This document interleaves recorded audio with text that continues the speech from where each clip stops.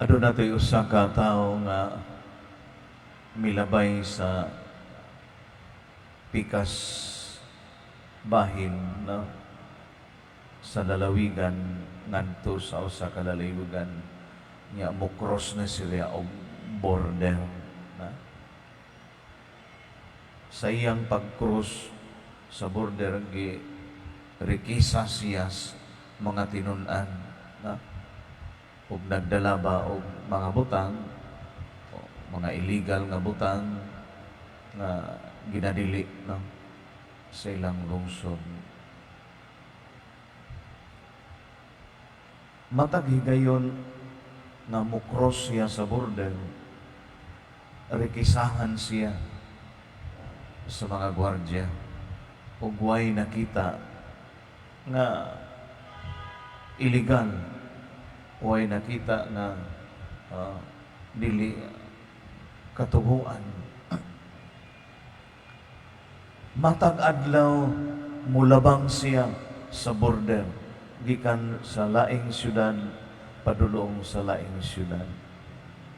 Duha ka tuig nga gihimo niya ug ang gwardya matag labang niya rekisahon jud siya, inspeksyonon jud siya ug naabay butang nga illegal nga iyang gidala. Hangtod nga milabay na ang duha ka tuig ug wa na siya mulabang ug ang mga gwardya nang retire na usang. Usa ka higayon ni ana nagkita sila sa merkado. Didto ang maong tao nga sigig labang for 2 years ug ang gwardya na tungod kay nakaila ng gwardya niya no gipangutana siya, "Huy, di ba ikaw man tong sigig labang sa border? Nagtuod yun mi nga naa kay illegal nga gihimo no kay no sige magkaglabang didto." Unya no nangumpisal kaniya ang tao sa retired namang kang gwardya, "Ako wa na usab naghimo sa akong mga illegal nga buhat, sultian na lang tika na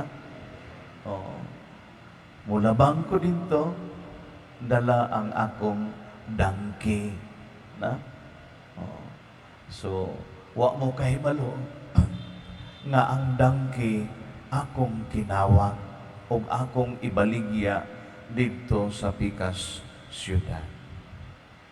End of the story na ang dangki di ay nga iyang gisakyan maura ang iyang gikawat no kada adlaw no pila ka dangki na ang iyang no nakawat sulod sa duha ka tuig nga wala jud kadiskita ang mga gwardya sa border.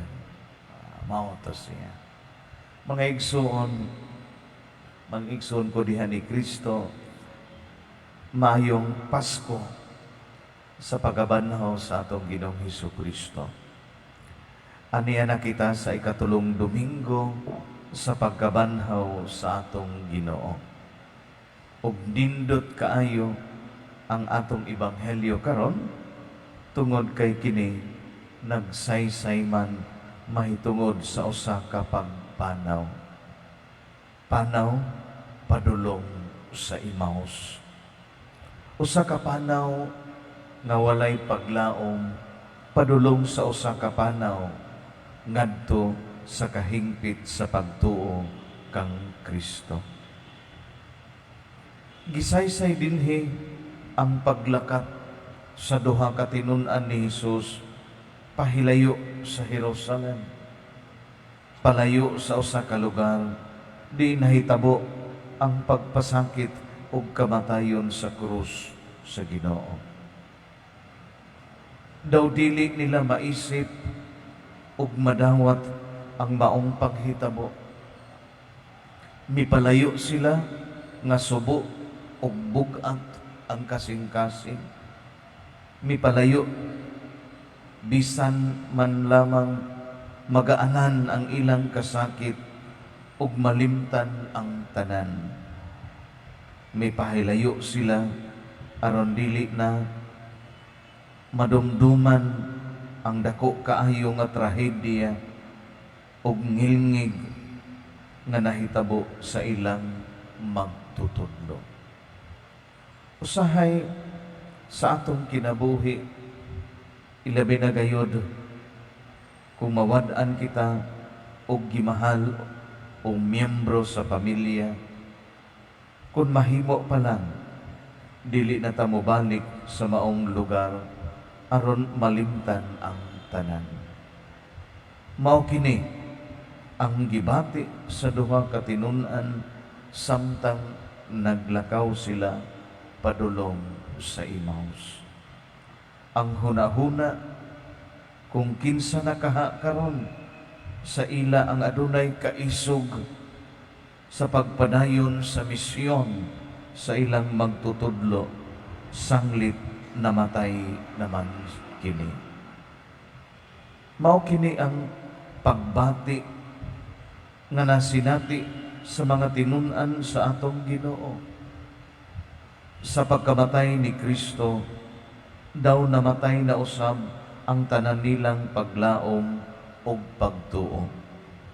Nawad-an na sab silang kadasig o kalipay kay wala na si Kristo. Nawala na ang tanan.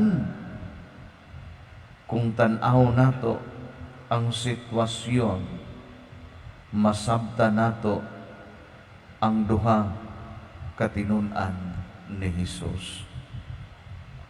Apan sa maong panghitabo, maayo gihapon ang Ginoo. Naghuna-huna nga ang mga tinun-an mibiya na ang Ginoo sa ila. Pero sa maong ebanghelyo, miduyog di ay ang Ginoo sa ilang kasubo. Kawalay paglaom, pagtuo og mga kabalaka. Sa mga sitwasyon nga sama niini, daw naghuna-huna kita nga wala ang Ginoo miduyog sa atong kasub-anan, sa atong dalan sa Emmaus, ang dalan sa atong nagkadaiyang kasanitian. Usahay maghuna-huna kita sama sa mga tinun-an nga mibiya na ang Dios kanato. Apan sa pagkatinuod, giubanan di ay kita sa Ginoo. Anaa di ay siya sa atong taliwala, nagtanaw, naminaw, o gibati niya ang atong gibati. Mabaya kini ang gipakita sa hulagway sa atong ebanghelyo karon. Ang dalan sa Emmaus, usa ka pagpadayag kanato sa Dios nga sa matag karon og unya nga makasinati kita og dili maisip nga kasinatian o kasakitan. Ang Dios kanunay mag-uban sa iyang katawhan.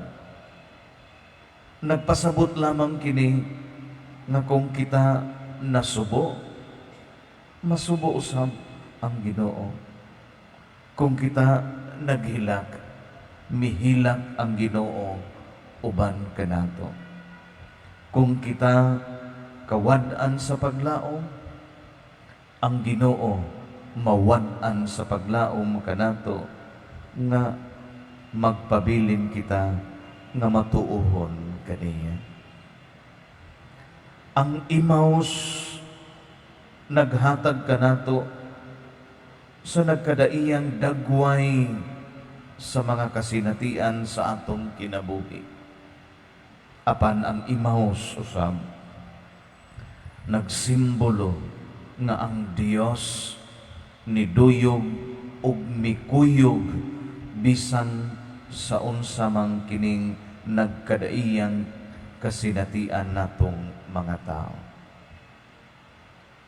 Malipay yung Pasko sa pagkabanhaw sa Ginoo, maglipay kita kay nabanhaw siya.